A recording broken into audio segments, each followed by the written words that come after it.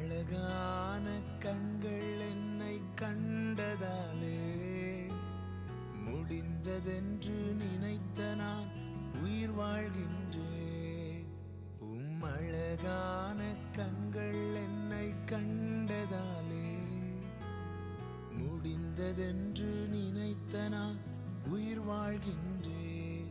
யாரும் அறியாத என்னை நன்றாய் அறிந்து தேடி வந்த நல்ல நேசரே, யாரும்